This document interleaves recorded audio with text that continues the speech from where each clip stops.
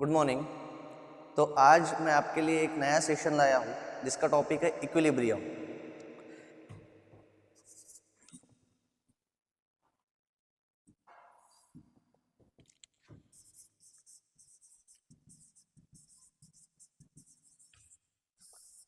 Equilibrium की जब बात आती है तो देखिए, तो whenever body is at rest, यहाँ पे कोई भी एक बॉडी आपकी रखी गई है।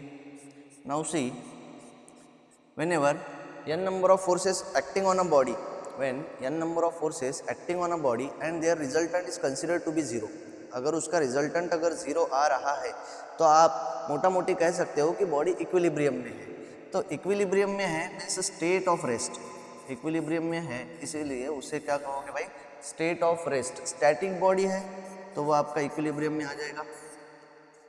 अब इक्विलिब्रियम में दो पार्ट्स होते हैं, एक स्टैटिक इक्विलिब्रियम, एक होता है डायनामिक इक्विलिब्रियम। अब static means stationary, dynamic means moving. अब मूविंग में इक्विलिब्रियम कैसे होगा? व्हेन बॉडी इज मूविंग और any object is moving with a constant velocity. So whenever we came across the word constant velocity, then it is said to be in equilibrium. Then it is said to be in equilibrium. बस इतना ही याद रखना है। Now see, जैसे कि मैंने बताया कि इक्विलिब्रियम में रिजल्टेंट का वैल्यू जीरो आता है। Equilibrium resultant equals to zero, resultant का वैल्यू कितना आएगा भाई? Zero. And we know that R equals to under root summation of F of X square plus summation of F of Y square, ये है। तो अगर ये r का वैल्यू जीरो आ गया, इसका मतलब summation of F of X का भी वैल्यू जीरो आएगा, summation of F of Y का भी वैल्यू जीरो आएगा। यहाँ तक समझ रहे हो? अगर r का वैल्यू ही जीरो है तो मोमेंट का वैल्यू भी जीरो आएगा। मोमेंट वैल्यू कितना आएगा भाई? Zero. Moment value equals to zero. तो according to conditions of equilibrium,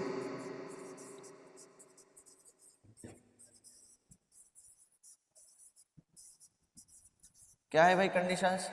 तो उनका कहना है algebraic sum of all forces moving in horizontal direction, algebraic sum of all forces moving in horizontal direction must be equals to zero, must be equals to zero. Similarly algebraic sum of all vertical forces, algebraic sum of all vertical forces must be equals to zero.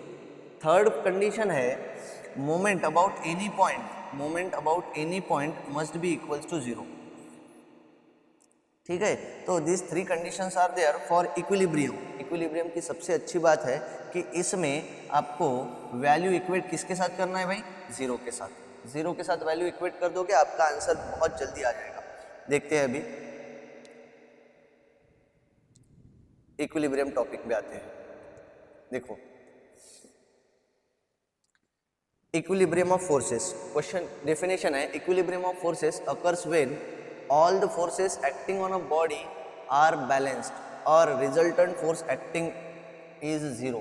ये resultant force जब zero हो जाएगा, r का value जब zero हो जाएगा तो obviously summation of F of X का भी वैल्यू जीरो हो जाएगा, summation of F of Y का भी वैल्यू जीरो हो जाएगा, because we know that r equals to under root summation of F of X square plus summation of F of Y square. यहाँ लिखा है the body remain in the state of rest or moves with a constant velocity is known as equilibrium, is known as equilibrium. Then types of equilibrium, static equilibrium, dynamic equilibrium। static में body rest पे रहती है, body rest में तभी रहेगी जब सारे forces का सम कितना आएगा भाई? जीरो। सारे फोर्सेस का सम कितना आएगा? Zero. Then dynamic motion, dynamic equilibrium में क्या होता है? Body moves with a constant velocity. अगर कांस्टेंट वेलोसिटी के साथ बॉडी मूव हो रही है तो उसे क्या कहोगे? Dynamic equilibrium. लेकिन according to university syllabus most of the question आपको स्टैटिक इक्विलिब्रियम के आएंगे, या फिर सारे के सारे क्वेश्चंस आपको स्टैटिक इक्विलिब्रियम के ही आएंगे। नेक्स्ट आते हैं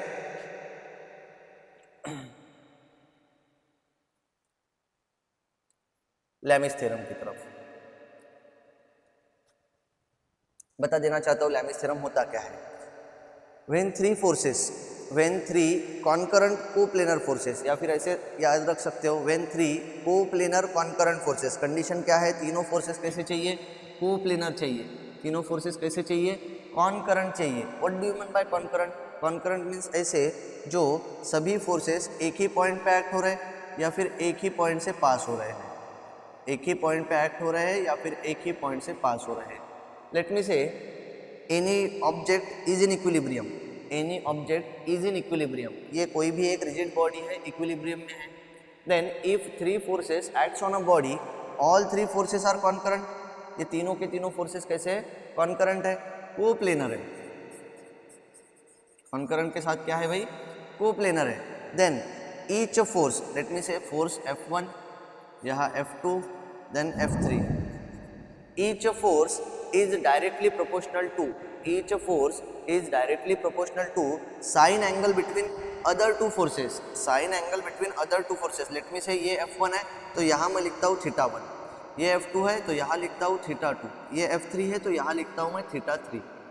तो अकॉर्डिंग टू स्टेटमेंट ये क्या होगा, each force is directly proportional to sine angle between other two forces, इसके सामने वाला एंगल जो है वो θ1 है, θ1 के साथ आपको रखना है sine theta, sine θ1 equals to similarly F2 divided by sine θ2 equals to F3 divided by sine θ3।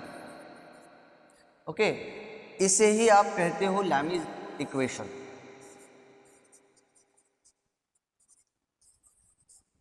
लैमीज equation या फिर लैमीज थ्योरम। तो फिर से एक बार बताता हूँ लैमीज थ्योरम क्या है। व्हेन 3 कॉन्करेंट फोर्सेस, ये बहुत इंपॉर्टेंट टर्म है, when 3 coplanar concurrent forces acting on a body be in equilibrium, then each force is directly proportional to sine angle between other two forces, sine angle between other two forces.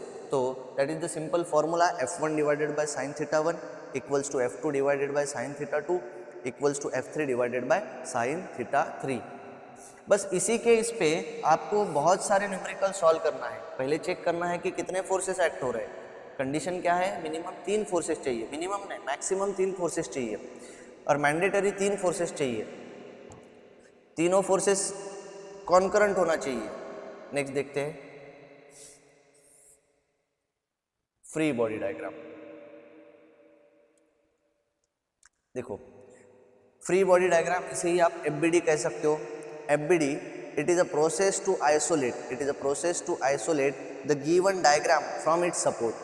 isolate करना means क्या होता है, isolate का term बताता हूँ। जब से corona लगा है ये आइसोलेशन आइसोलेशन आइसोलेशन एक टर्म बहुत ही ट्रेंड में आया था। तो what is mean by isolation, isolation means to separate the body from the community. ये कब हुआ था, कोरोना में। चलो अच्छा है कोरोना चला गया। आइसोलेशन वो वहाँ से ही आपके दिमाग में आया है, तो यहाँ पे भी वही आइसोलेट करना है, लेकिन आइसोलेट किससे करना है, सपोर्ट से।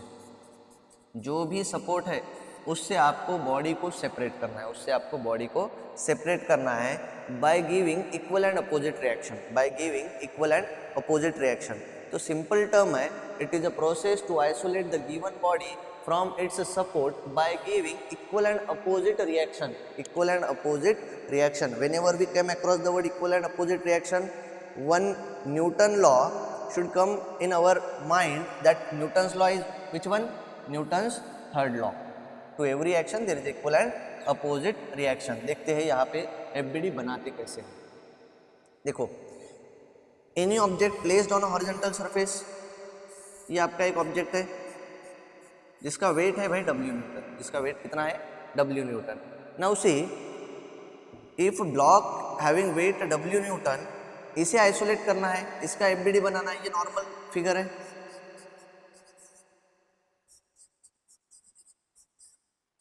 इसका FBD ले रहा हूं, देखिए FBD कैसे लेते हैं।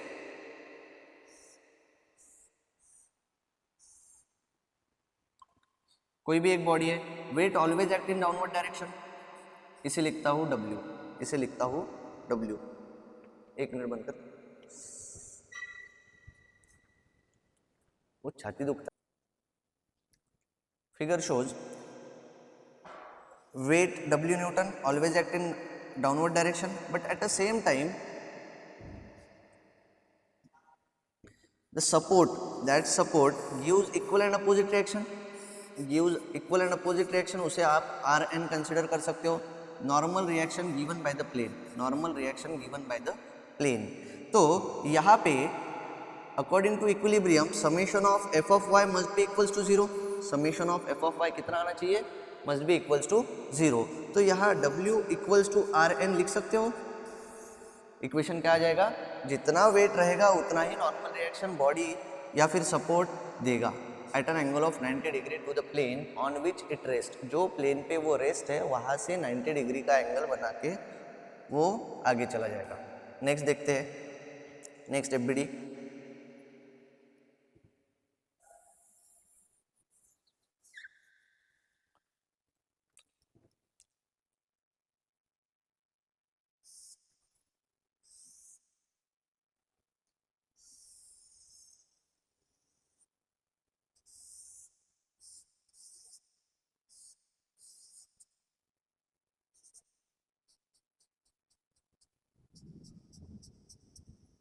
हम तो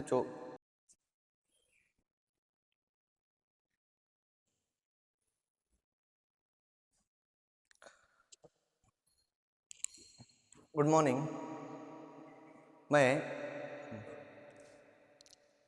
गुड मॉर्निंग दोस्तों, कैसे हो? आशा करता हूँ आप सभी स्वस्थ, तंदुरुस्त और मस्त हो। मैं अविनाश उसी सीरीज का नया टॉपिक लेकर आया हूँ। टॉपिक का नाम है इक्विलिब्रियम।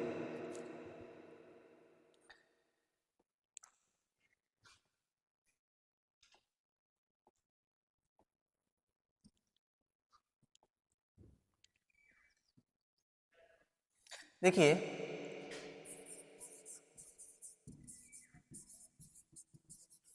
इक्विलिब्रियम होता क्या है? It is a state of rest, it is a state of rest when algebraic sum of all forces on a body, algebraic sum of all forces on a body, or when resultant is zero, when resultant of all forces is zero, then body is said to be in equilibrium. When resultant is zero and we have one formula r equals to summation of f of x square plus summation of f of y square, ये आपके पास formula है। तो जब ये formula में r का value zero आएगा तो अल्टीमेटली x का भी वैल्यू जीरो आएगा, y का भी वैल्यू जीरो आएगा। Means algebraic sum of forces in a horizontal direction must be equals to zero, summation of f of x must be equals to zero. Similarly, summation of f of y is also zero. When resultant is zero, moment is also zero. तो moment का value भी क्या आएगा भाई? Zero. Moment का value क्या आएगा? Zero. तो ये जो बात हुई है ये स्टैटिक इक्विलिब्रियम की बात हुई है।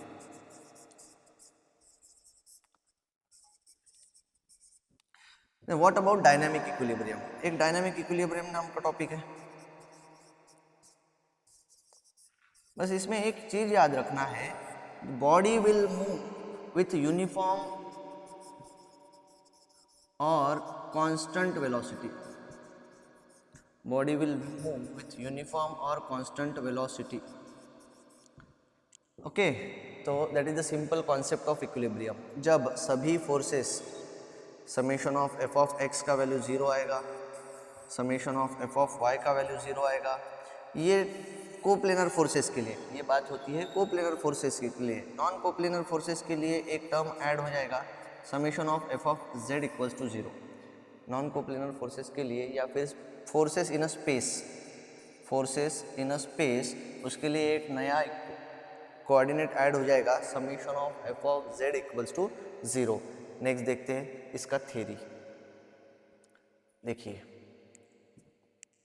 क्या लिखा है, equilibrium of a force occurs when all forces acting on a body are balanced or resultant force is equal to zero. The resultant force acting on a body is zero.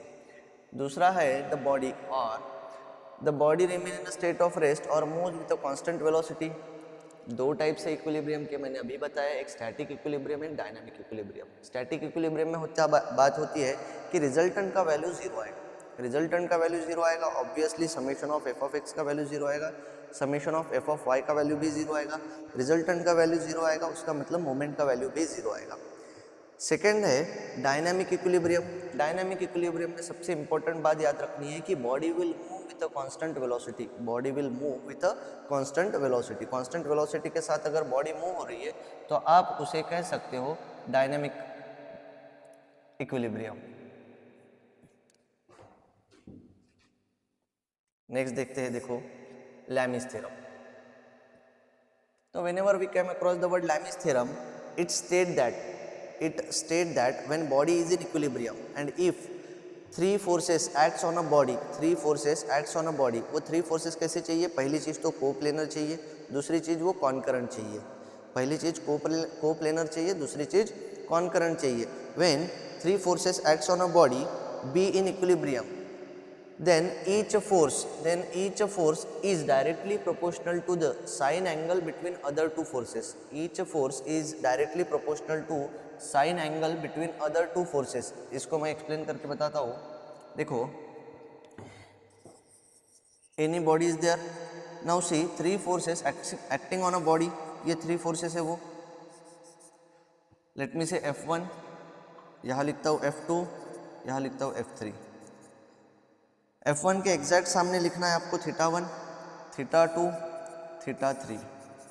Condition क्या है? तीन ही force चाहिए। तीनों force कैसे चाहिए? Concurrent चाहिए। तीनों फोर्स कैसे चाहिए? कोप्लेनर चाहिए। तो ये कंडीशन यहाँ पे आपकी सेटिस्फाई हो रही है। Now according to Lami's theorem expression mathematically,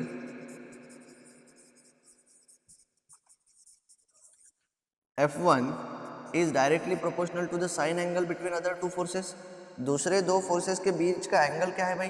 θ1, उसके साथ क्या लगाना है? Sign. F2 divided by sine θ2, ऐसे ही F3 डिवाइडेड बाय साइन θ3। तो ये आपका सिंपल फॉर्मूला बन जाएगा लैमिस थ्योरम का, F1 divided by sine θ1 equals to F2 divided by sine θ2 equals to F3 divided by sine θ3।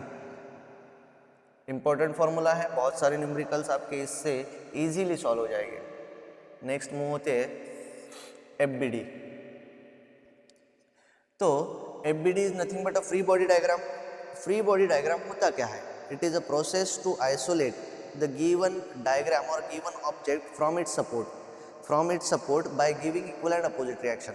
उसका सपोर्ट तो निकालना ही है, लेकिन सपोर्ट निकालते ही आपको equal and opposite reaction provide करना है। बस उसी को आपको समझाता हूँ। देखिए यहाँ लिखा है, it is a process to isolate the given body with its supports by giving equal and opposite reaction. दूसरा डेफिनेशन है, it is the graphical representation used to visualise the external force, moment and resultant force acting on a body. It is a graphical representation to visualize the external force, moment and the resultant force acting on a body। इसे मैं समझाता हूँ। देखिए, कोई भी एक normal figure है जिसका वेट है, कोई भी एक ऑब्जेक्ट है जिसका वेट है W न्यूटन। लेट मी से आपका ये कोई भी एक मोबाइल है, मोबाइल फ़ोन मेरे हाथ पे रखा गया है, ये हाथ पे रहेगा। ओके, तो mobile is having weight always try to move in a downward direction, but because of my hand gives equal and opposite reaction, body is in equilibrium। मेरा हाथ भी है, उसे इक्वल एंड अपोजिट रिएक्शन ऊपर की तरफ दे रहा है या फिर अपोजिट डायरेक्शन में दे रहा है। वेट नीचे की तरफ जाएगा, रिएक्शन ऊपर की तरफ जाएगा, दोनों इक्विलिब्रियम में है, इसीलिए वो दोनों क्या हो जाएंगे? जीरो। उसका फोर्स क्या हो जाएगा? जीरो। इसीलिए वो बॉडी स्टेबल है, इसीलिए वो बॉडी क्या है? स्टेबल है। उसी को यहाँ पे रिप्रेजेंट करता हूँ FBD केस में। ये देखिए, weight always act in downward direction W। Next, the reaction given by the support. Reaction, ये सपोर्ट तो आपने निकाल दिया। अब reaction given by the support at an angle of 90 degree, इसे लिखता हूँ RN, normal reaction given by the plane. अब according to statement summation of f of y equals to, देखो W which is moving toward downward direction, Rn which is moving towards upward direction, ये Rn, and equation क्या कहता है? Condition equals to zero. Equilibrium में है, सभी forces का sum कितना आएगा भाई, 0। Therefore Rn equals to W, Rn equals to W। तो ये बात आप ध्यान में रखना है, अगर हॉरिजॉन्टल फोर्स पे कोई भी बॉडी रखी गई है, कोई फोर्स एक्ट नहीं हो रहा है एक्सेप्ट वेट, तो जितना वेट है उतना ही नॉर्मल रिएक्शन लगेगा, जितना वेट है उतना ही नॉर्मल रिएक्शन आपको अप्लाई करना पड़ेगा। नेक्स्ट देखते हैं।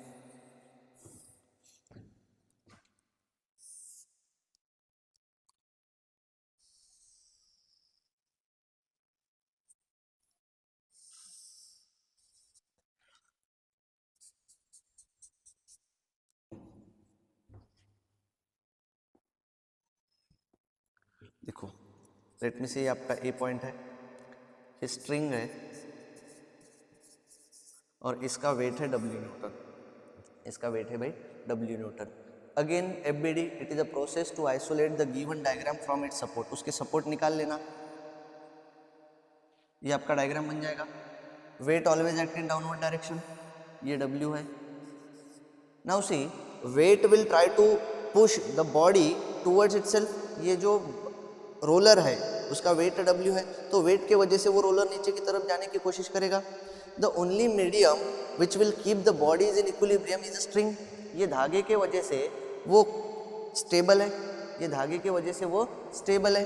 तो ये देखिए ये स्ट्रिंग यहाँ मैं निकाल रहा हूँ, स्ट्रिंग में टेंशन क्रिएट होगा, स्ट्रिंग में टेंशन क्रिएट होगा which will move in opposite direction, T for tension. यहाँ तक समझे। नेक्स्ट देखिए body is in contact at point A somewhere over here, यहाँ पे A पॉइंट पे कॉन्टैक्ट में है, तो A पॉइंट का रिएक्शन अगर निकाल दिया तो वहाँ से नॉर्मल रिएक्शन आपको प्रोवाइड करना है। देखो वहाँ पे नॉर्मल रिएक्शन प्रोवाइड करना है, तो नॉर्मल रिएक्शन आपका आएगा अपोजिट डायरेक्शन में, इसे लिखता हूँ RA, reaction given by point A, reaction given by point A। मान लीजिए ये थीटा है, ये थीटा है, तो यहाँ पे ये एंगल थीटा बनाएगा, ये यहाँ थीटा है तो ये 90 माइनस थीटा होगा भाई, कितना होगा 90 माइनस थीटा, ये थीटा है 90 माइनस थीटा हो जाएगा क्योंकि ये आपका 90 डिग्री रहेगा। तो यहाँ पे इसका FBD ये ऐसे कुछ बनेगा, इसको एक्सप्लेन करता हूँ या फिर सिंपल लैंग्वेज में बताता हूँ। ये बन जाएगा, देखो ये अगर 30 डिग्री है, थीटा इज 30 डिग्री, तो इट विल बिकम 60 डिग्री, अरे हाँ या ना 60 डिग्री, ये 60 डिग्री आएगा तो ऑब्वियसली ये 120 डिग्री आएगा, 120 डिग्री आएगा, ये 90 डिग्री आएगा। Getting it? ये 60 डिग्री है, ये 90 डिग्री है, तो टोटल एंगल इसका कितना बनेगा 150 डिग्री। इससे W आपको पता है, यहाँ RA है और यहाँ T है। मान लीजिए W आपको पता है, तो according to Lami's theorem, Lami's theorem क्या कहता है, कितने फोर्सेस चाहिए, 3 फोर्सेस चाहिए। तीनों कैसे चाहिए, कॉन्करेंट चाहिए। तीनों फोर्सेस कॉन्करेंट है। उसमें से एक फोर्स की वैल्यू आपको पता है, तीनों फोर्सेस का एंगल पता है, तो by using Lami's theorem you can find out the value of T and RA। देखो कैसे, W divided by sine 120, RA divided bye कितना लिखोगे साइन 150, ऐसे ही T डिवाइडेड बाय कितना लिखना पड़ेगा भाई, T डिवाइडेड बाय साइन 90। तो ये होता है सिंपल तरीका to explain the FBD, free body diagram. आशा करता हूँ आपको समझ रहा है। नेक्स्ट देखते हैं।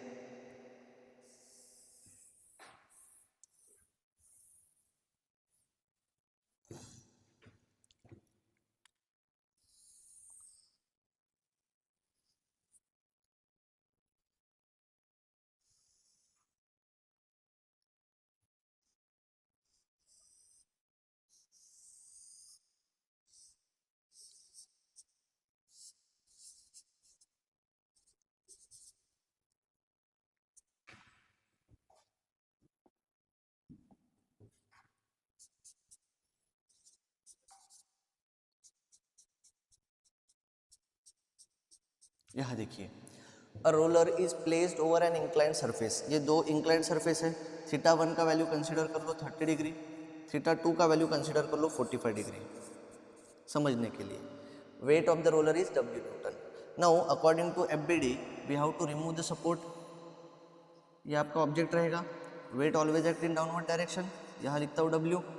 यहाँ पे कहीं कनेक्टेड था वो A पॉइंट पे, मैंने निकाल दिया। यहाँ पे कनेक्टेड था ए पॉइंट पे, वो सपोर्ट निकाल दिया। अब सपोर्ट निकाल दिया तो यहाँ से नॉर्मल रिएक्शन जाएगा। देखो भाई, यहाँ कितना डिग्री का एंगल बनाएगा भाई? 90 डिग्री का। और ये यहाँ पे 45 डिग्री का एंगल बनाता था वो। कितना एंगल बनाया है? 45 डिग्री। तो ये 45 है, ये 90 है, तो ये कितना आएगा? 45। ये कितना आएगा? 45 डिग्री।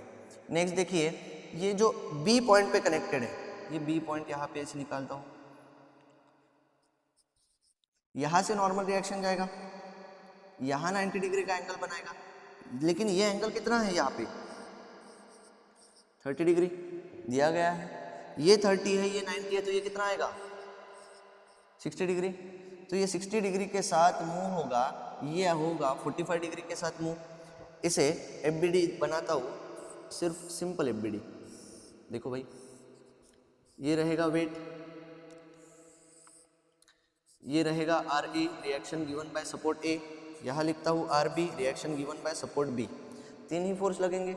ये दोनों सपोर्ट तो निकल गए, दोनों सपोर्ट निकल गए। यहाँ एंगल आएगा 45 डिग्री। ये कहाँ से पता चला? ये यहाँ से। यहाँ एंगल आएगा 60 डिग्री। ये कहाँ से पता चला? यहाँ से। ये देखिए, तो एक चीज़ याद रखना है, जितने डिग्री पे आपका प्लेन है 90 माइनस उतना करके रिएक्शन पुट कर देना है। जितने डिग्री पे, पहला देखो प्लेन कितने डिग्री पे था? 30 डिग्री पे। यहाँ एंगल कितना आया? 60 डिग्री। प्लेन कितने डिग्री पे था? 45 डिग्री पे। यहाँ एंगल कितना आया? 45। ये 45 है, इसीलिए ये 45 नहीं आया। 90 माइनस 45 किया, उसके बाद ये 45 आया। Getting it? तो ये होता है सिंपल तरीका एफबीडी एक्सप्लेन करने का। नेक्स्ट टॉपिक देखते हैं।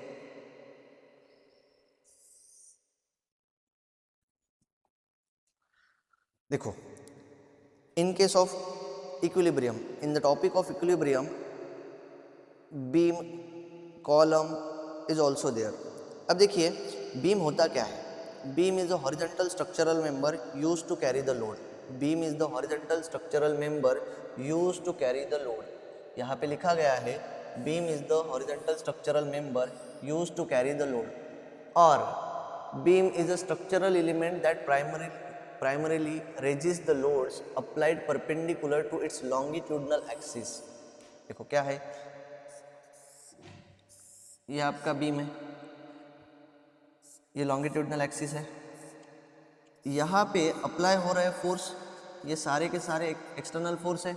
इसको रेजिस्ट करने वाला स्ट्रक्चर बोले तो बीम, इसको रेजिस्ट करने वाला स्ट्रक्चर, उसी को क्या कहोगे भाई? बीम। अब बीम हॉरिजॉन्टल है तो ऑब्वियसली कॉलम क्या हो जाएगा भाई? वर्टिकल। तो column is a vertical structure used to carry the load. Column is the vertical structure used to carry the load. Now syllabus में है types of beam. These are the few types of beam. First one simply supported beam, second one cantilever beam, third one overhanging beam, fourth one continuous beam and last one is fixed beam। उसमें से जहाँ तक मुझे पता है syllabus में ये पहले तीन बीम है। आपके फर्स्ट ईयर के सिलेबस में, इंजीनियरिंग मैकेनिक्स के सिलेबस में सिंपली सपोर्टेड बीम है, कैंटिलीवर बीम है और ओवरहैंगिंग बीम है। कंटिन्यूस बीम और fix beam next year civil में है। चलो देखते हैं एक एक करके उसका explanation.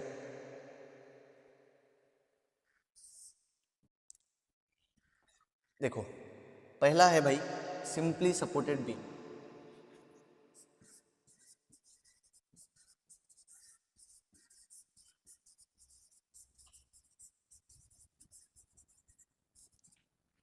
When beam is supported at its end point, when beam is supported at its end point is known as simply supported beam। जो ऐसा बीम जिसके सिर्फ एंड में ही सपोर्ट है, जिसके एंड में सपोर्ट है, उसे ही आप सिंपली सपोर्टेड बीम कहोगे। Let me say beam having length L metre, इस पे फोर्सेस एक्ट होंगे, इस पे n number of forces act होंगे। We have to find out reaction of each and every support, वो बात का पार्ट है। Okay, simply supported beam it is nothing but a beam which is supported at its end point. Second one है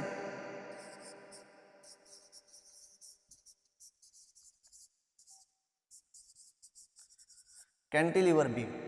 अब when one end of a beam is fixed, one end of a beam is fixed, other end is free. When one end of a beam is fixed, other end is free, then it is known as cantilever beam. Then it is known as cantilever beam. अब इसका example क्या होता है भाई?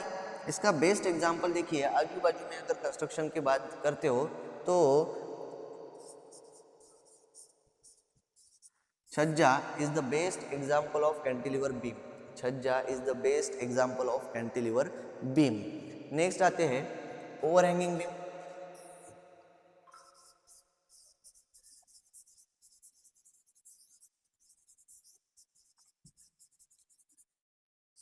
When any of the portion of a beam is extended beyond its support. देखिए ये आपका support है, ये बीम है. अगर बीम सपोर्ट से बाहर जा रहा है, when beam is extended beyond its support, ये सपोर्ट है, सपोर्ट के बाहर ये इतना पोर्शन गया, तो उसे क्या कहोगे भाई? Overhang beam. उसे क्या कहोगे? Overhanging beam. तो ओवरहैंगिंग बीम में हो सकता है कि एक डायरेक्शन में नहीं, दोनों डायरेक्शन में जाए. तो इफ बीम इज मूविंग और extended beyond it support in a single direction, उसे कहोगे सिंगल ओवरहैंगिंग बीम. उसे क्या कहोगे? Single overhanging beam. इफ दोनों साइड अगर एक्सटेंड हो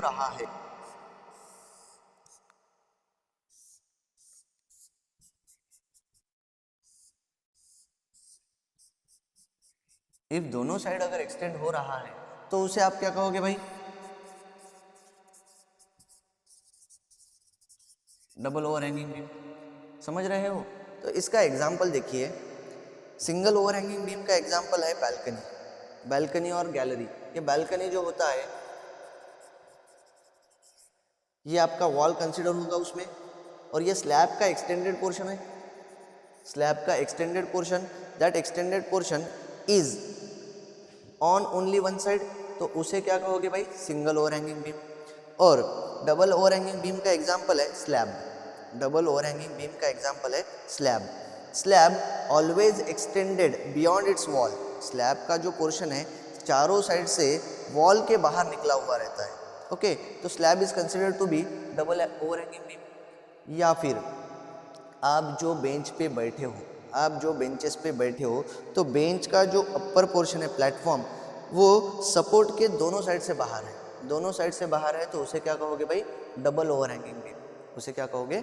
डबल ओवरहैंगिंग बीम. नेक्स्ट देखते हैं.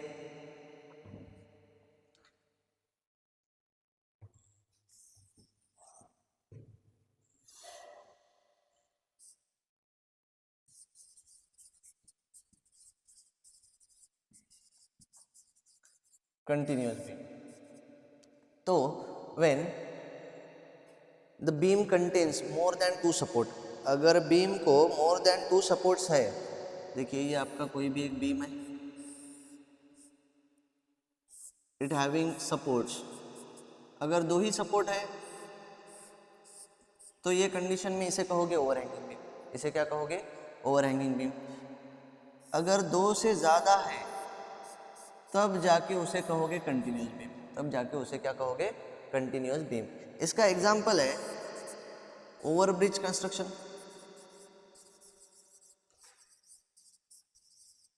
ओवरब्रिज कंस्ट्रक्शन में जो पुलिया बनता है, उसके सारे के सारे जो पिलर्स है, सारे के सारे सपोर्ट्स है, सारे के सारे कॉलम्स है, वो कंटिन्यूअस सेंस में है, तो उसे ही कहोगे कंटिन्यूअस बीम. उसे क्या कहोगे भाई?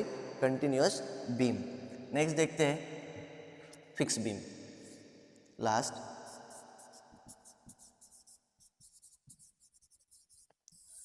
जब फिक्स बीम की बात आती है, when both ends of a beam is fixed, then it is known as fixed beam.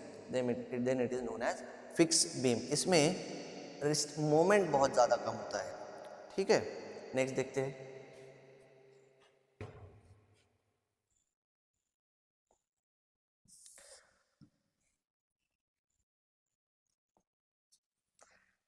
Slide पे है types of load, types of support. तो टाइप्स ऑफ लोड की बात करते हैं, तो फर्स्ट टाइप है पॉइंट लोड और कॉन्सेंट्रेटेड लोड. पॉइंट लोड है या फिर कॉन्सेंट्रेटेड लोड है, दोनों में से कुछ भी कंसिडर कर सकते हो.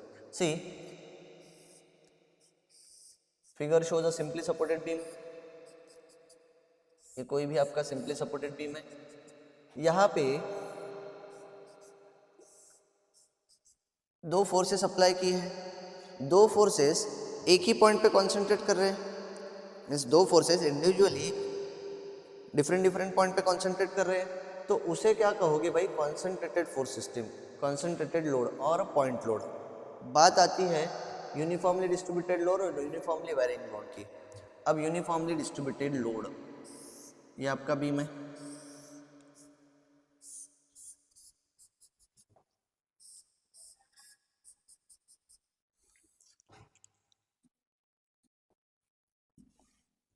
यूनिफॉर्मली डिस्ट्रीब्यूटेड लोड का रिप्रेजेंटेशन कुछ ऐसे हो सकता है, या फिर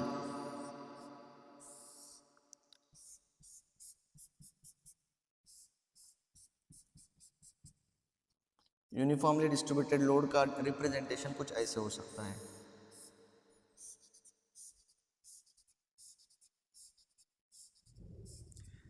यूनिट दिया रहेगा इंटेंसिटी W किलो न्यूटन पर मीटर, लेंथ रहेगा L मीटर, इसका भी इंटेंसिटी वही रहेगा W किलो न्यूटन पर मीटर, लेंथ रहेगा L मीटर। ओके, तो it is assume that the UDL uniformly distributed load is appear as rectangular load.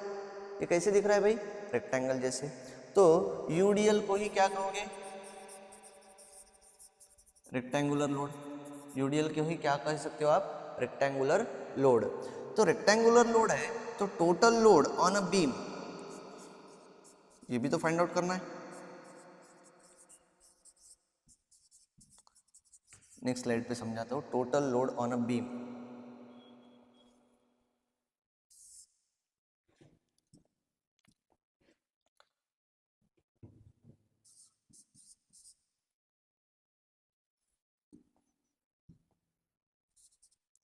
इसे ही आप कह सकते हो रेक्टेंगुलर लोड। डायग्राम बना रहा हूं,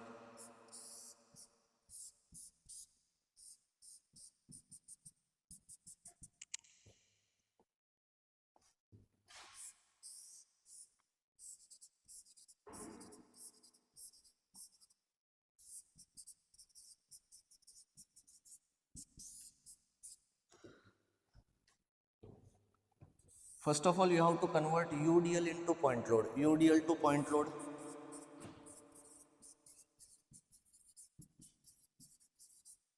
अब UDL to point load convert कैसे करते हैं, तो आपको दिख रहा है कि यह है रेक्टेंगल, और रेक्टेंगल में जितना भी फोर्स लगेगा it is considered to be area of rectangle. तो total load is equal to area of rectangle, total load equals to area of rectangle. Formula क्या है भाई area of rectangle, B into D, B into D. तो यहाँ पे breadth जो है वो है आपका L मीटर, ब्रेड्थ कितना है भाई L मीटर, एंड डेप्थ कितना है भाई W, डेप्थ कितना है, ये intensity is considered to be depth. तो टोटल लोड हो जाएगा W into L newton, kilo newton, W into L kilo newton, ये टोटल लोड हो जाएगा। And acts at CG of rectangle। अब आपका सेंट्रोइड टॉपिक होने का है, CG stand for centre of gravity और सेंट्रोइड। ओके, तो रेक्टेंगल का CG होता है it is intersection point of their diagonal. ये डायगोनल, ये आपका रेक्टेंगल है, सपोज ये इसके डायगोनल मैं ज्वाइन कर रहा हूँ, तो ये यहाँ पे कहीं रहेगा, तो ये डायगोनल हमेशा सेंटर पे ही आएगा, मीन्स यहाँ से L/2, यहाँ से L/2। तो कहने का मतलब है कि it will act at the CG of rectangle at a distance of L/2 from any point, from any and point. Make it clear. तो इसे, इसका FBD ऐसे बनेगा, देखिए reaction given by the support, reaction given by the support, यहाँ ये अगर A point है, ये B पॉइंट है, तो reaction given by the support यहाँ लिख सकता हूँ RA, reaction given by the support यहाँ लिख सकता हूँ RB। Next, entire load is converted into point load and act at the centre of gravity. Centre of gravity कहाँ पे लाई कर रहा है भाई? L/2 डिस्टेंस पे। कोई भी एंड से कितना डिस्टेंस रहेगा? L/2। और टोटल लोड कितना एक्ट हो रहा है यहाँ पे? W into L, W into L. तो ये बन जाएगा उसका FBD। किस चीज़ का? UDL टू पॉइंट लोड का। अब नेक्स्ट बात आती है UVL, uniformly varying load.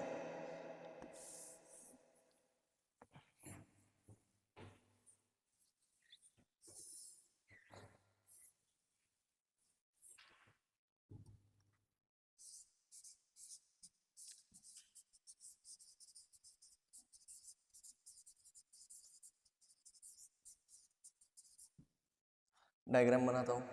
Uniformly varying,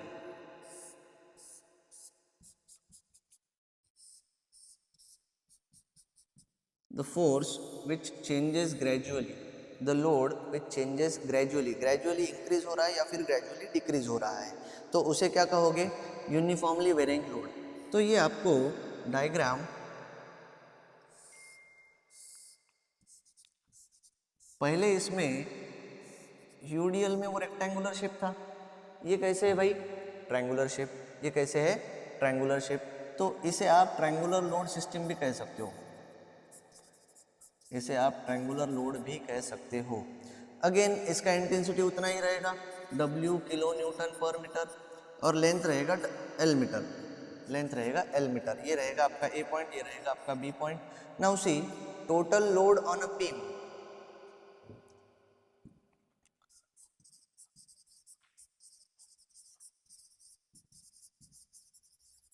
equals to area of triangle.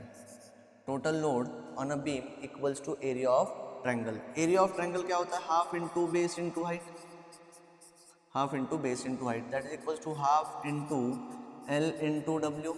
तो ये बन जाएगा WL/2। ये क्या बन जाएगा भाई? WL/2 kilo newton. ये हो गया total load, means UVL 2 point load. UVL को किस में कन्वर्ट कर लिया भाई आपने? पॉइंट लोड में। एक्ट कहाँ पे होगा? Always act at CG of triangle.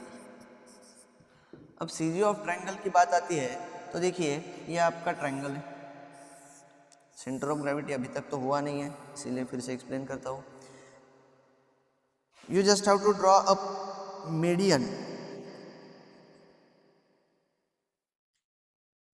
Next median, third median. देखिए the point of intersection of their median is considered to be centre of gravity. ये पॉइंट रहेगा आपका सेंटर ऑफ ग्रेविटी। अब ये डिस्टेंस डिवाइड हो गया, इक्वली तो divide हुआ नहीं है। इक्वली डिवाइड हुआ है क्या? नहीं हुआ है। तो मैक्सिमम से वो डिस्टेंस रहेगा L/3, मैक्सिमम से वो डिस्टेंस रहेगा L/3, और मिनिमम से डिस्टेंस रहेगा 2L/3। मैक्सिमम से डिस्टेंस कितना रहेगा भाई? वो L/3, और मिनिमम और जीरो से कितना रहेगा? 2L/3। तो act at a distance of CG which is L/3 from maximum and 2L/3 from zero. इसका FBD कैसे बनेगा? देखो भाई, FBD के लिए सपोर्ट रिएक्शन निकालना है, सपोर्ट रिएक्शन निकालना है, रिएक्शन देना है RA, यहाँ बन जाएगा RB। अब ये फोर्स जो है ये यहाँ एक्ट होगा, जिसका डिस्टेंस रहेगा L/3 फ्रॉम मैक्सिमम, और जीरो से कितना रहेगा? 2L/3। जीरो से कितना रहेगा भाई? 2L/3।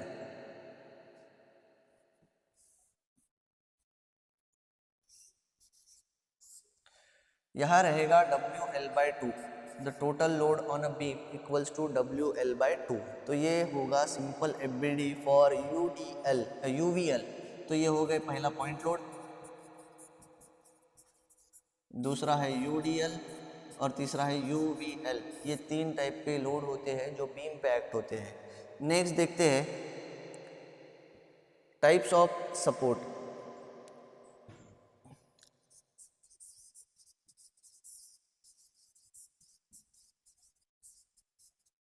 And reaction. अब जैसे सीक्वेंस लिख रहा हूँ, जैसे सीक्वेंस लिख रहा हूँ 1 2 3, बस उतने ही उसके रिएक्शन हो गए, इतना ध्यान रखना है।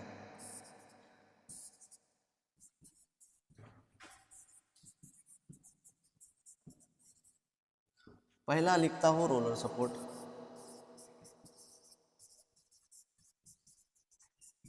दूसरा लिखता हूं हिंज सपोर्ट, तीसरा लिखता हूं फिक्स सपोर्ट। तो जैसे उसका क्रोनोलॉजिकल नंबर है, सीक्वेंस है, उसके उतने ही नंबर ऑफ रिएक्शन रहेंगे, 1 2 3। समझाता हूं कैसे।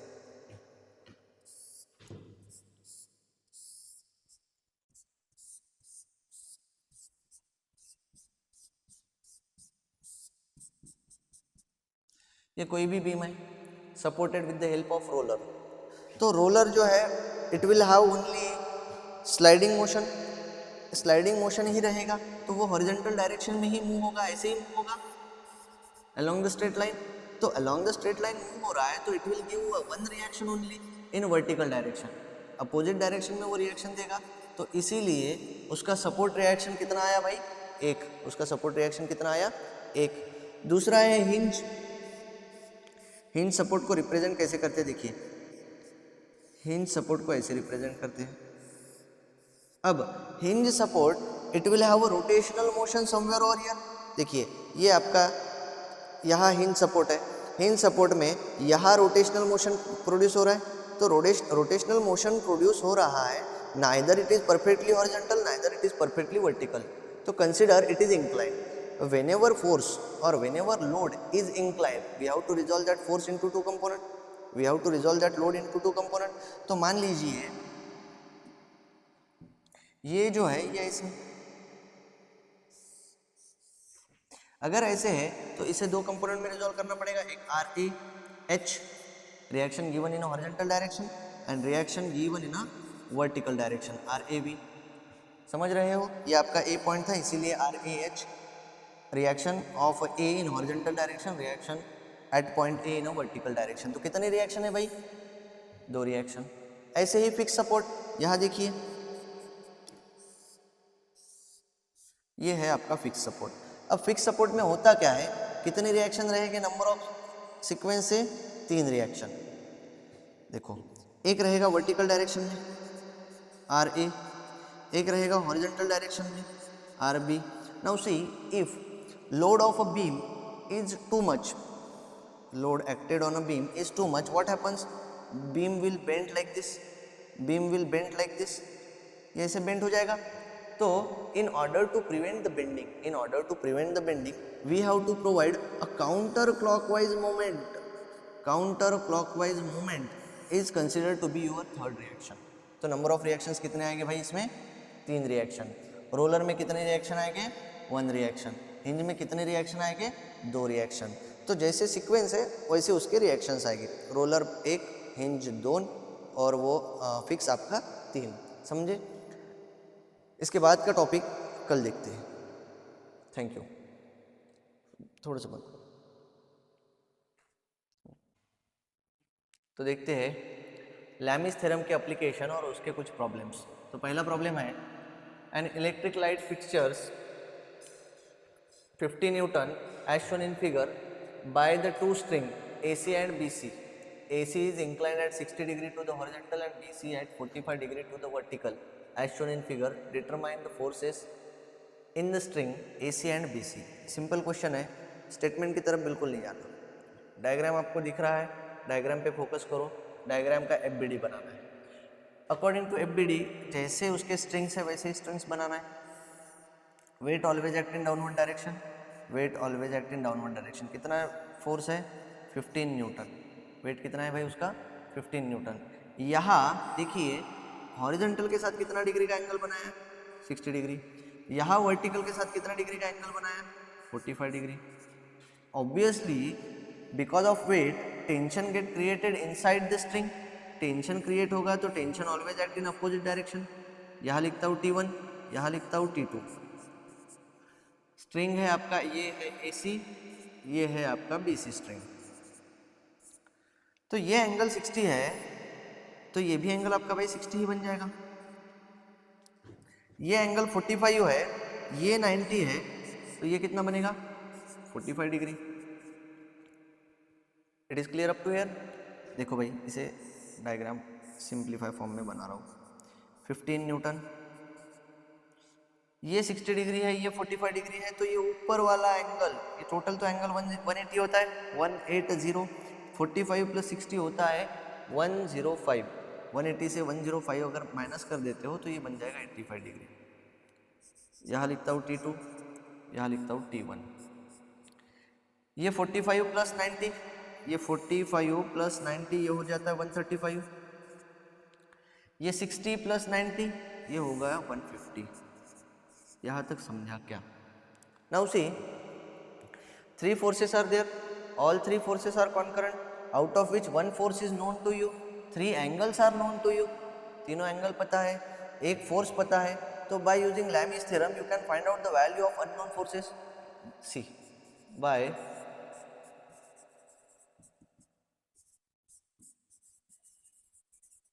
Lami's theorem, theorem क्या कहता है? F1 divided by sin theta 1, F2 divided by sin theta 2 equals to F3 divided by sin theta 3। ये सिंपल फॉर्मूला है, उसी को कंटिन्यू करते हैं, वैल्यू पुट करते हैं। F1 का वैल्यू कंसिडर करो 15 Newton divided by sine theta 1, उसके अपोजिट वाला एंगल लेना है आपको। उसके अपोजिट एंगल क्या है भाई? 85 equals to T1 divided by sine 135 equals to T2 divided by sine 150। ये आपके तीनों एंगल आएंगे। इक्वेशन बन गया आपका 15 divided by sine 85 equals to T1 divided by sine 135 equals to T2 divided by sine 150। अब आपको चाहिए T1 और T2 का वैल्यू, तो फॉर T1 ऐसे लिख सकते हो 15 divided by sine 85। Battery low है, तो इसे सॉल्व करने के बाद आपका आंसर आ रहा है 1000 साइन 60 डिवाइडेड बाय साइन 120। तो यहाँ आंसर आ रहा है आपका 1000 न्यूटन। यहाँ आंसर आ रहा है आपका 1000 न्यूटन। वैसे ही FBC फाइंड आउट करने के लिए देखिए सेम फॉर्मूला यूज करना है। ये 1000 एज इट इज यहाँ रखना है, divided by sine 120 into sine 150। तो ये जो साइन 150 डिनोमिनेटर में था वो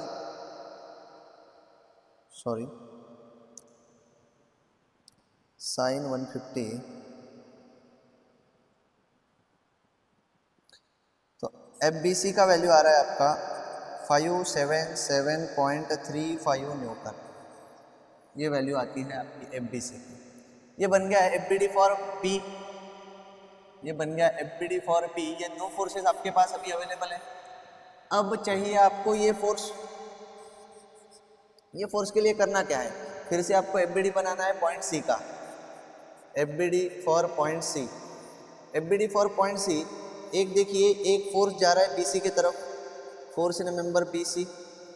एक फोर्स जा रहा है D की तरफ, यहाँ लिखता हूँ FCD। और एक फोर्स जो है वो डाउनवर्ड जा रहा है जिसका वैल्यू है 1000 न्यूटन, जिसका वैल्यू है भाई 1000 न्यूटन। नाउ सी, एंगल की बात आती है। यहाँ ये हॉरिजॉन्टल के साथ 30 डिग्री एंगल बनाया था, यहाँ भी हॉरिजॉन्टल के साथ ये 30 डिग्री का ही एंगल बनाया।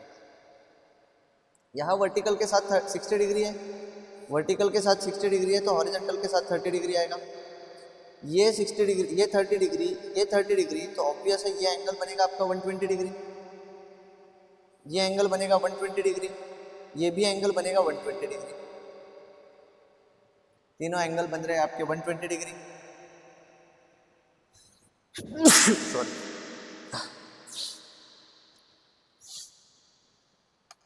ये पॉज कर एक मिनट। नेक्स्ट क्वेश्चन देखते हैं। क्वेश्चन है आपका, a string ABCD attached to two fixed point A and D has two equal weights of 1000 Newton attached to it at B and C. The weights rest with the portion AB and CD incline at an angle of 30 degree and 60 degree respectively to the vertical as shown in figure. Find the tension in a portion AB, BC and CD. Statement की तरफ ध्यान नहीं दिया तो भी चलेगा, आपका जो फिगर है वो सेल्फ एक्सप्लेनेटरी है। फिगर जो दिया गया है पूरा आपका सेल्फ एक्सप्लेनेटरी फिगर है।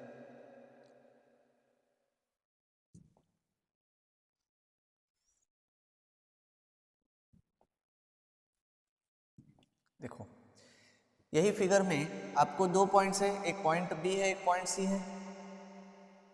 पॉइंट बी है, पॉइंट सी है, दोनों का एफबीडी आपको सबसे पहले बनाना है। FBD for point B. FBD बोले तो जितने भी फोर्सेस है जो डायरेक्शन में जा रहे हैं उसको रिप्रेजेंट करना है, ग्राफिकल रिप्रेजेंटेशन है वो। ये एफबीडी कुछ ऐसे बन जाएगा। अब एंगल की बात आती है, एंगल कैसे लेते हैं। देखो ये वर्टिकल के साथ 30 डिग्री का एंगल बनाना है। यहाँ 30 डिग्री अगर आता है तो यहाँ ऑब्वियस है कितना डिग्री आएगा भाई, 60 डिग्री। ये लिखता हूँ मैं force in member A B, यहाँ लिखूंगा force in member B C. अब इसने वर्टिकल के साथ एंगल बनाया है 120 डिग्री का। ये 30 डिग्री है तो ये भी 30 डिग्री बन जाएगा। ये टोटल बन जाएगा 150 डिग्री, टोटल बन जाएगा 150 डिग्री। ये 1000 न्यूटन तो डाउनवर्ड डायरेक्शन में लग ही रहा है। ये 60 डिग्री है तो ये बन जाएगा 150 डिग्री। अब एक 150 है, दूसरा 150 है, तो ऑब्वियस है तीसरा जो आएगा वो 60 डिग्री का बनेगा। तीसरा जो बनेगा वो 60 डिग्री का बनेगा। 150 150 300, 300 प्लस 60 360, टोटल एंगल तो 360 ही होता है। अब देखते हैं for F A B and F B C by Lami's theorem.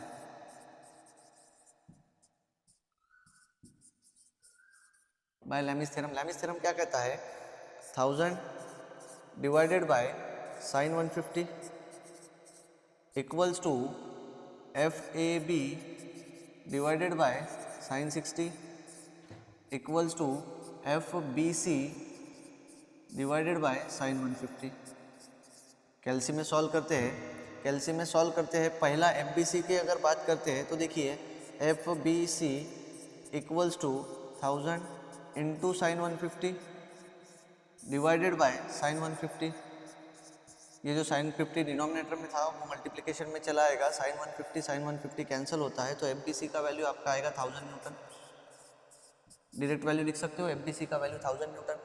ऐसे ही अब आपको F A B find out करना है। F A B equals to ये 1000 एज इट इज रहेगा, इनटू डिवाइडेड बाय साइन 150 भी रहेगा। अब इनटू जो है वो साइन 60 ले लेना है, इक्वल्स टू कितना आता है वो चेक करना है।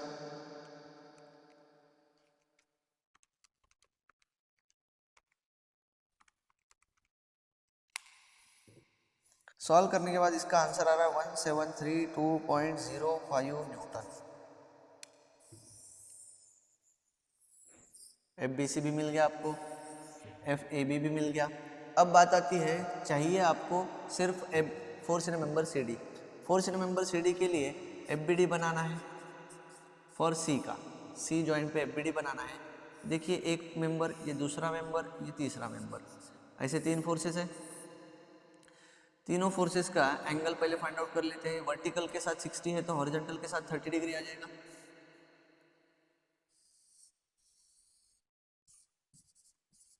हॉरिजॉन्टल के साथ 30 डिग्री आ जाएगा। अब यहाँ पे भी ये देखिए, ये यहाँ से यहाँ तक 90 है प्लस 30 तो ये 30 डिग्री यहाँ आएगा। 30 30 60 तो ऊपर वाला एंगल रहेगा 120, ये रहेगा 120 डिग्री, ये भी रहेगा 120 डिग्री। उसमें से एक वैल्यू आपको पता है 1000 newton. I think F B C का वैल्यू भी 1000 न्यूटन है। So directly you can consider value of C D is equal to 1000 newton. ये कैसे आता है देखो भाई, by Lami's theorem.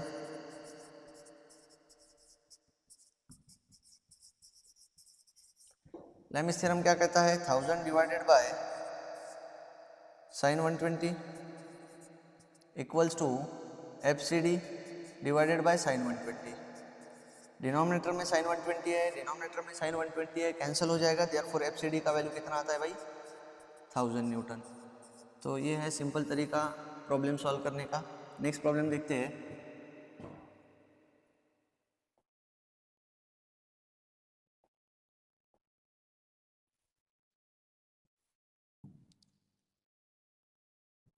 Same question है, डायग्राम इज सेल्फ एक्सप्लेनेटरी। अब आपको फाइंड आउट करना है forces in a member A B, forces in a member C D.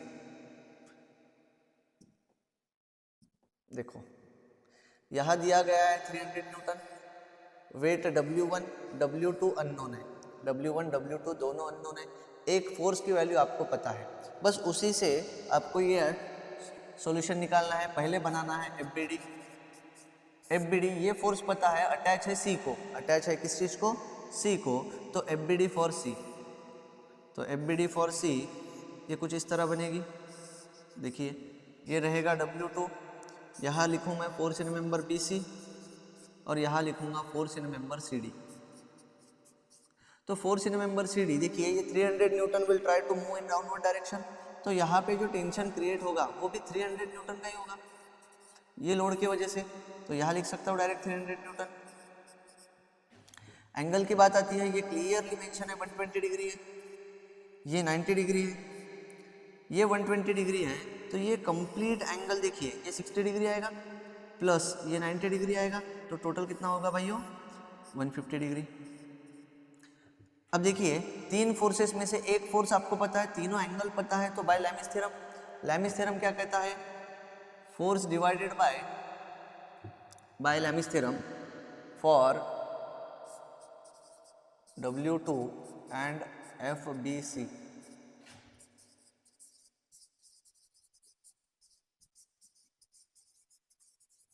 Lami's theorem कहता है FCD divided by sine 90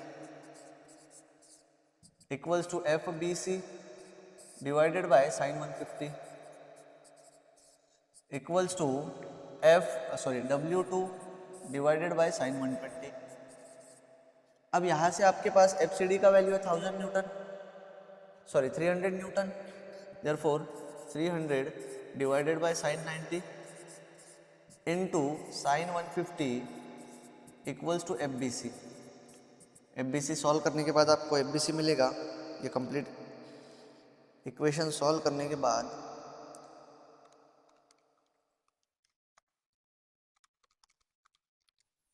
value आती है 150, FBC का वैल्यू आएगा 150 न्यूटन। देखो नेक्स्ट फॉर W2, FCD का वैल्यू है आपका 300, FCD divided by sine 90 equals to W2 divided by sine 120, 300 into sine 120 divided by sine 90, answer आता है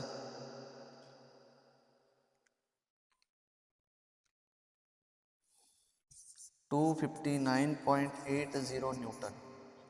ये दोनों वैल्यू मिल गए आपको। नेक्स्ट देखते हैं वैल्यू फॉर AB। ये AB का वैल्यू मिलना बाकी है, W1 भी बाकी है। अगेन FBD फॉर B,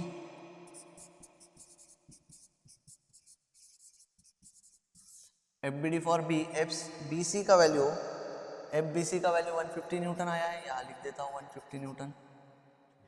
ये देखिए ये पॉइंट B है, B से राइट साइड जाएगा FBC जिसका वैल्यू है 150, W1 जो है वो जाएगा 90 डिग्री पे, परफेक्टली 90 डिग्री, और यहाँ एंगल क्लियरली मेंशन है 150 डिग्री।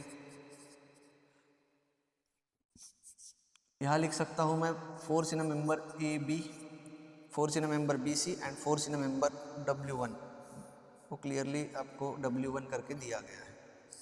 देखो अब ये 90 डिग्री है, ये 150 डिग्री है, 150 डिग्री है तो ये बन जाएगा 30 डिग्री, ये बन जाएगा 90 डिग्री, तो ये कंप्लीट एंगल बन जाएगा 120 डिग्री।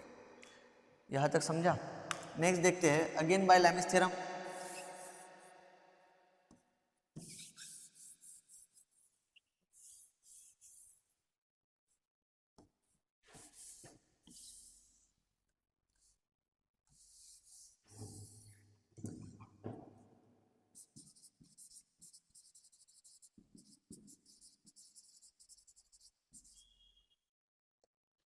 फॉर FBDB देखो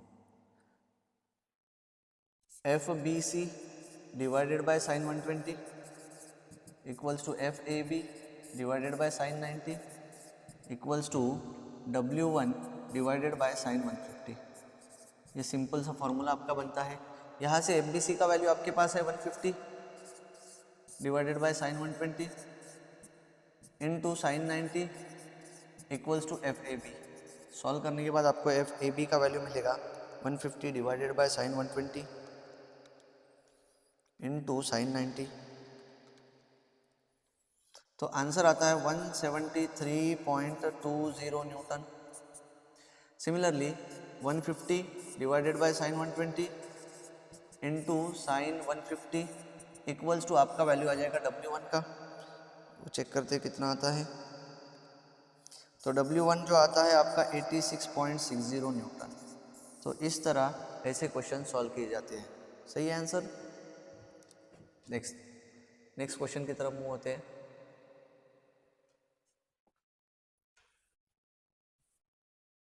ये देखिए क्वेश्चन में कहा गया है a roller of weight 500 newton is placed over an inclined plane as shown in figure, find out the support reaction. Support reaction find out करना है भाई। यहाँ पे वो इंक्लाइंड प्लेन पे रखे गए हैं। अब इंक्लाइंड प्लेन का एंगल दिया गया है 45 डिग्री एंड 30 डिग्री।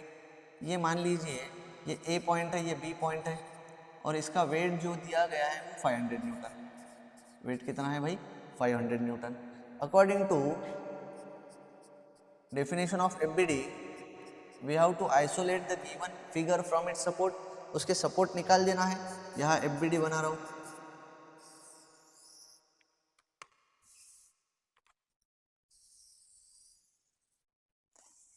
FBD के लिए देखिए weight always act in downward direction, ये बन जाएगा 500 न्यूटन। यहाँ देखो ये 45 डिग्री का एंगल यहाँ बना रहा था।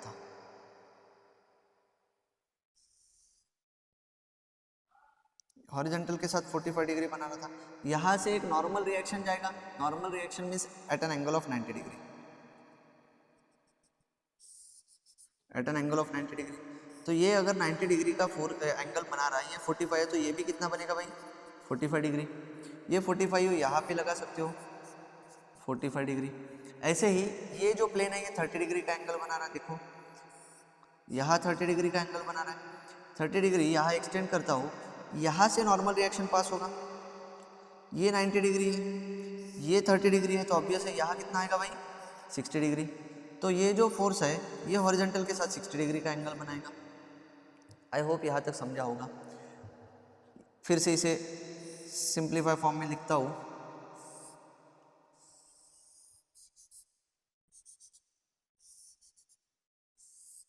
ये एंगल रहेगा भाई 45 डिग्री, ये एंगल रहेगा 60 degree.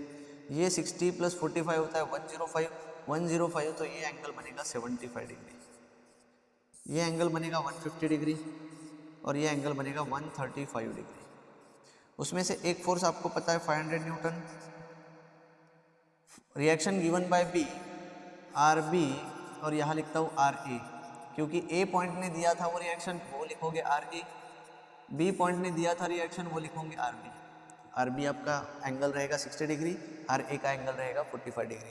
How many forces are there? Only 3 forces are there.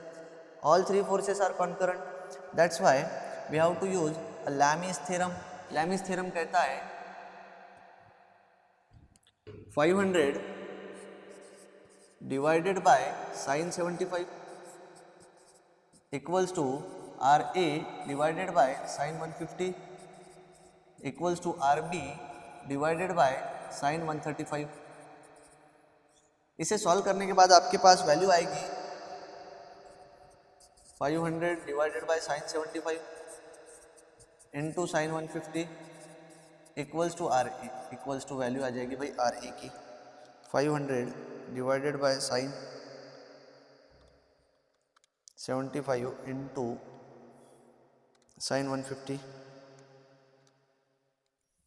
RA का वैल्यू आता है भाई 258.81 न्यूटन। सिमिलरली RB का वैल्यू फाइंड आउट करना है आपको। यहाँ साइन 150 की जगह रखना है साइन 135। देखिए 500 divided by sine 75 into sign जो डिनोमिनेटर में था एंगल 135, वो लेके यहाँ RB का वैल्यू पुट करना है। RB का वैल्यू आएगा आपका 366.02 न्यूटन। यही एक सिंपल तरीका है लैमिस थ्योरम यूज़ करने का, ऐसे रोलर के प्रॉब्लम सॉल्व करने का। आई होप आपको समझ में आया होगा। आंसर यही आ रहा है। ओके, देखो नेक्स्ट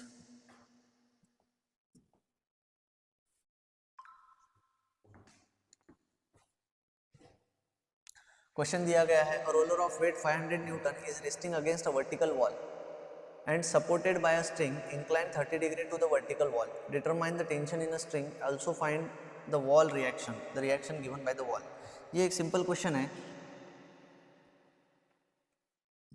देखो, एक कोई भी एक रोलर है, रोलर एक स्ट्रिंग को अटैच है एंड वर्टिकल वॉल को रेस्ट है। तो vertical wall obviously gives equal and opposite reaction. यहाँ पे मैं लिखता हूँ reaction given by the wall RW, और weight always act in downward direction, ये बॉडी होगी डाउनवर्ड डायरेक्शन में 500 न्यूटन से। अब बॉडी जब नीचे की तरफ जाएगा तो tension always act in opposite direction, तो टेंशन ये स्ट्रिंग में जनरेट होगा, तो मैं लिखता हूँ T। यहाँ एंगल है 30 डिग्री, तो ये एंगल बनेगा भाई 60 डिग्री का। ये एंगल कितने का बनेगा? 60 डिग्री का। इसका FBD ले रहा हूँ, देखो भाई, weight always act in downward direction, value है 500 newton. The reaction given by the wall, यहाँ लिखता हूँ RW। Third, tension in a string, ये T। How many forces are there? 3 forces, out of which ये जो एंगल था ये 30 degree था, तो यहाँ ये एंगल जो बनेगा ये 60 डिग्री का बनेगा। यहाँ तक समझा? ये 60 डिग्री का बनेगा, तो ये बनेगा भाई 120 डिग्री का एंगल, ये 120 डिग्री का, ये 90 डिग्री का, और ये एंगल बनेगा 150 डिग्री का। अभी देखिए, एक फोर्स आपको पता है, 2 फोर्स अननोन है, यहाँ लिखता हूँ T। तीनों एंगल पता है, तो by using Lami's theorem,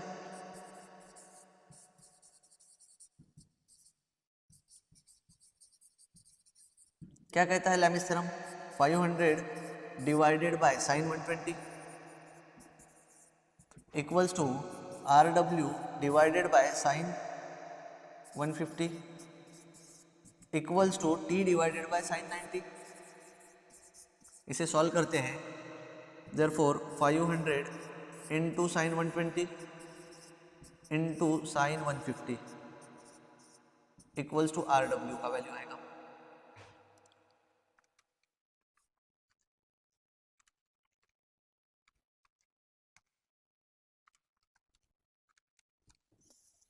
RW का वैल्यू आपके सामने है 288.67 न्यूटन।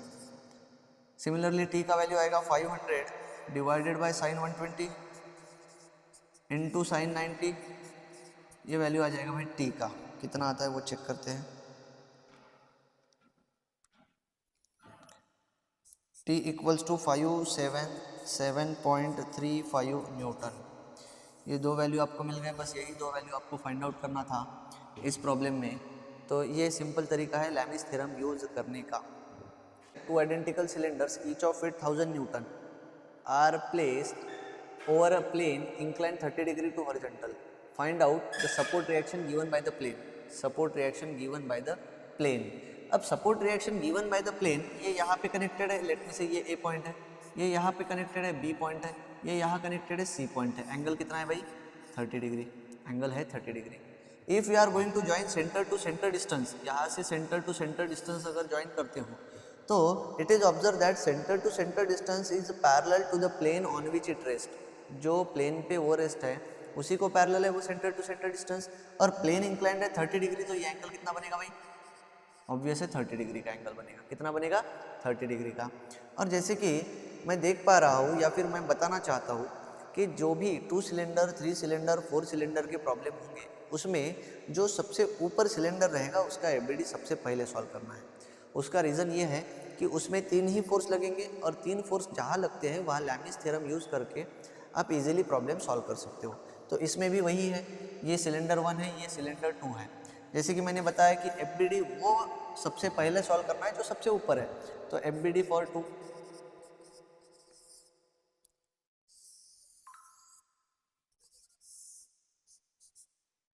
यहाँ लिखता हूँ W, that is equals to 1000 newton. Weight दिया गया है तो 1000 न्यूटन। सिलेंडर A यहाँ कनेक्टेड है, तो cylinder A gives equal and opposite reaction. अब सिलेंडर A ने रिएक्शन क्रिएट किया at an angle of 30 degree, at an angle of 30 degree to horizontal.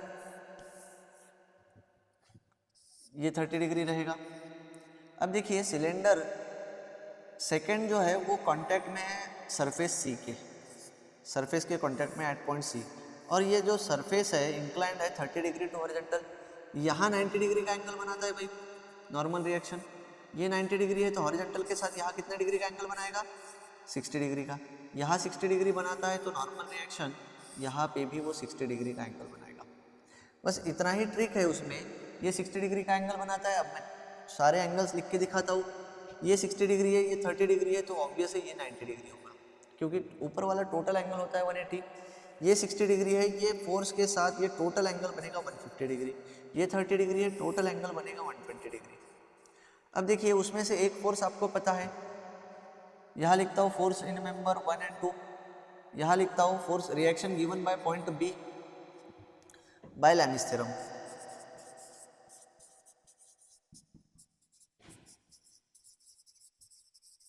Lami's theorem कहता है 1000 डिवाइडेड बाय sin 90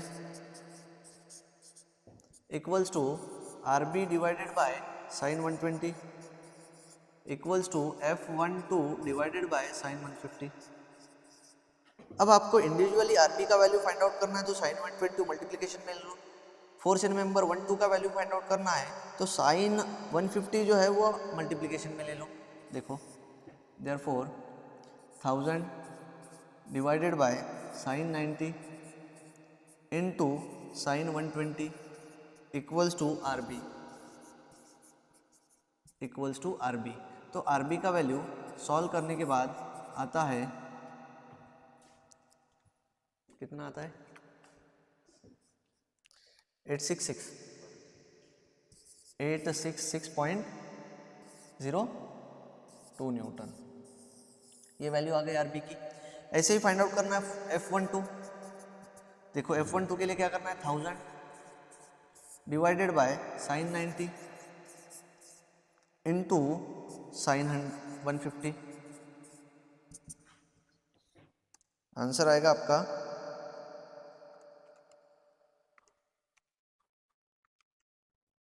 कितना आ रहा है 500 न्यूटन। ये 150 है।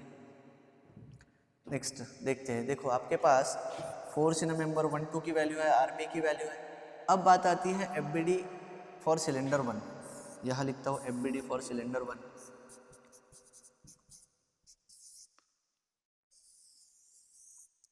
सिलेंडर 2 कॉन्टैक्ट में, यहाँ पे cylinder 2 gives equal and opposite reaction on cylinder 1। यहाँ पे भी वही लिखना है जो पहले लिखे थे, F12 reaction given bye cylinder 1 on 2 cylinder 2 on 1 force in member 1 2। ये A पॉइंट पे कनेक्टेड है। यहाँ पे A point gives equal and opposite reaction in horizontal direction. Vertical touch है ना, वर्टिकल टच है तो यहाँ से रिएक्शन जाएगा RE हॉरिजॉन्टल डायरेक्शन में। इसका वेट एक्ट होगा डाउनवर्ड डायरेक्शन में 1000 न्यूटन, और ये कनेक्टेड है यहाँ पे एंगल 30 के साथ। एंगल 30 के साथ है तो ये रिएक्शन देगा 60 डिग्री पे। वहाँ लिखता हूँ मैं RB। अब देखिए ये एक एंगल, ये 30 डिग्री है। How many forces are there, F12 है, 1000 न्यूटन है, RA है, RB है, 4 फोर्सेस है। जब 4 फोर्सेस होते हैं तो आप लैमिस थ्योरम अप्लाई नहीं कर सकते। F12 का वैल्यू है आपके पास 500 न्यूटन। F12 का वैल्यू है भाई 500 newton. Whenever 4 forces are there, Lami's theorem की कंडीशन क्या कहती है कि only 3 forces should be there. कितने फोर्सेस चाहिए भाई, 3 फोर्सेस। 4 फोर्सेस के लिए लैमिस थ्योरम अप्लाई नहीं होगा। तब ऐसे में क्या करना, तो ऐसे में करना है कि रिजोल्यूशन ऑफ फोर्स सिस्टम, वही देखो इसे कॉन्करेंट फोर्स सिस्टम के फॉर्म में लिख रहा हूँ।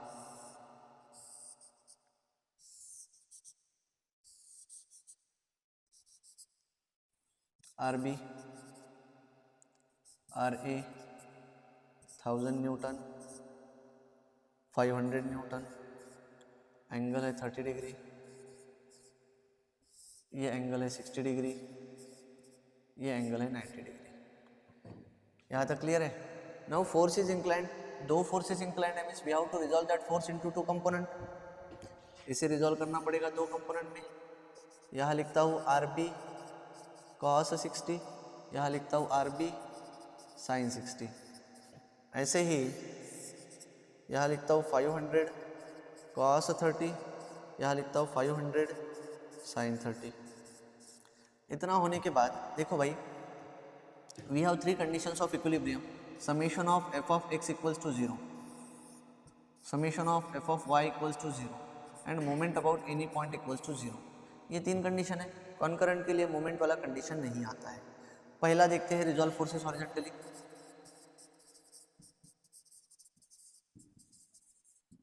Summation of f of x equals to 0, summation of f of x equals to 0। Horizontal direction में कितने फोर्सेस जा रहे हैं? RA which is moving towards right side minus RB cos 60 minus 500 cos 30 equals to 0। अब इसमें known कितने हैं, unknown कितने हैं वो चेक करते हैं। RA अननोन है, RB अननोन है, ये नोन है आपका। देयरफॉर RA, ये देखिए cos 60 इक्वल्स टू 0.5, ये 0.5 RB हो जाएगा। ये माइनस है, इक्वल्स टू के उधर चला जाएगा, प्लस हो जाएगा 500 cos 30 433 पॉइंट समथिंग 433.01 न्यूटन। ये इक्वेशन 1 बनता है। ऐसे ही रिजॉल्व फोर्सेस करना पड़ेगा हॉरिजॉन्टली, वर्टिकली। वर्टिकली जब रिजॉल्व कर रहे हो तो देखिए, वर्टिकली रिजॉल्व कर रहे हो तो how many forces which are moving in a vertical direction? 1 2 3, तीन फोर्सेस है जो वर्टिकल डायरेक्शन में है। यहाँ लिखता हूँ RB sin theta, RB sin 60 minus 1000 minus 500 sin 30 equals to 0। अब देखिए RB sin 60 यहाँ रखता हूँ, इक्वल्स टू ये 1000 उधर चला जाएगा, ये 500 sin 30 जो होता है वो होता है 250। कितना होता है? 250। 1000 minus 1000 minus 250 that is equals to 1250। तो RB equals to 1250 divided by sin 60, divided by sin 60, 1250 divided by sin 60। तो वैल्यू मिलेगी आपको RB की, that is equals to 1443.37 newton, 1443.37 newton. Put the value of RB in equation 1, put the value of RB in equation 1, you will get value of RA। देखिए RA equals to 433.01 plus 0.5, RA का value, RB का value है 1443.37 Newton. देखते हैं इसका answer कितना आता है।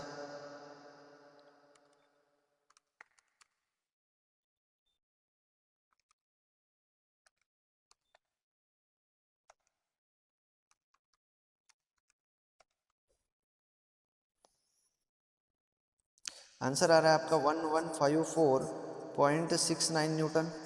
तो ये वैल्यू बन जाती है भाई RA की, ये वैल्यू बन जाती है RB की। तो इस तरह ये सिंपल क्वेश्चन है, यही प्रोसेस है सॉल्व करने का। पहले FBD सॉल्व करना है, जो सिलेंडर सबसे ऊपर है उसमें 3 फोर्सेस आएंगे, उसके बाद 4 फोर्सेस आएंगे। चलो आज के लिए इतना ही, थैंक यू।